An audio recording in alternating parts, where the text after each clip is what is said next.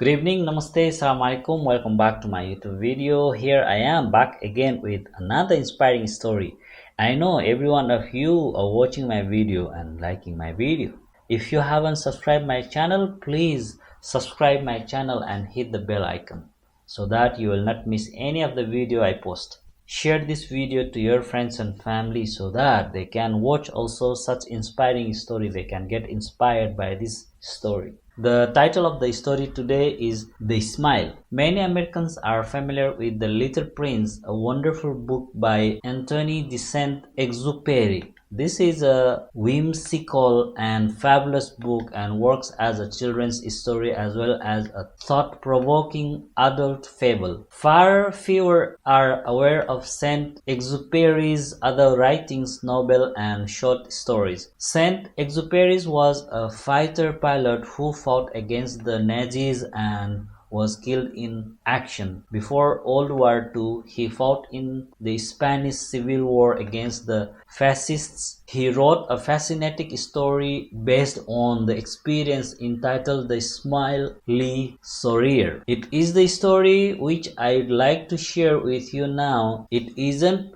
clear whether or not he meant this to be autobiographical or fiction. I chose to believe it is the former. He said that he was captured by the enemy and thrown into a jail cell. He was sure that from the contemptuous looks and rough treatment he received from his jailers, he would be executed the next day. From here, I will tell the story as I remember it in my own words. I was sure that I was to be killed. I became terribly nervous and distraught. I fumbled in my pockets to see if there were any cigarettes which had escaped their search. I found one, and because of my shaking hands I could barely get it to my lips, but I had no matches. They had taken those. I looked through the bars at my jailer. He did not make eye contact with me. After all, one does not make eye contact with a thing. I called out to him, "Have you got a light, por favor?" He looked at me, shrugged, and came over to light my cigarette. As he came close and lit the match, his eyes inadvertently locked with mine. At that moment, I smiled. I don't know why I did that. Perhaps it was nervous. Perhaps it was because when you get very close one to another, it is very hard not to smile. In any case, I smiled. In that instant, it was as though a spark jumped across the gap between your two hearts, our two human souls. I know he did not want to, but smile leaped through the bars and generated a smile on his lips too. He lit my cigarette but stayed near, looking at me directly in the eyes and continuing to smile. I kept smiling at him, now aware of him as a person and not just a jailer, and his looking at me seemed to have a new dimensions too. "Do you have kids?" he asked. Here, I took out my wallet and nervously fumbled for the pictures of my family. He too took out the pictures of his ninos and began to talk about his plans and hopes for them. My eyes filled with tears. I said that I feared that I would never see my family again, never have the chance to see them grow up. Tears came to his eyes too. Suddenly, without another word, he unlocked my cell and silently led me out of the jail quietly and by back roads out of the town. There at the edge of town, he released me, and without another word, he turned back toward the town. My life was saved by a smile. Yes, the smile, the unaffected, unplanned, natural connection between two people. I tell this story in my work because I'd like people to consider that underneath all the layers we construct to protect ourselves, our dignity, our titles, our degrees, our status, and our need to be seen in certain ways, underneath all that remains the authentic, essential self. I'm not afraid to call it the soul. I really believe that if that part of you and that part of me could recognize each other, we would not be enemies. We could not have hate or envy or fear, I sadly conclude that all those other layers which we so carefully construct through our lives distance and insulate us from truly contacting others. Saint-Exupéry's story speaks of that magic moment when two souls recognize each other. I have had just a few moments like that. Falling in love is one example, and looking at a baby. Why do we smile when we saw a baby? Perhaps it is because we saw someone without all the defensive layers, someone those smile for us we know to be fully genuine and without guilt, and that baby soul inside us smiles without in recognitions. The story is by Hannah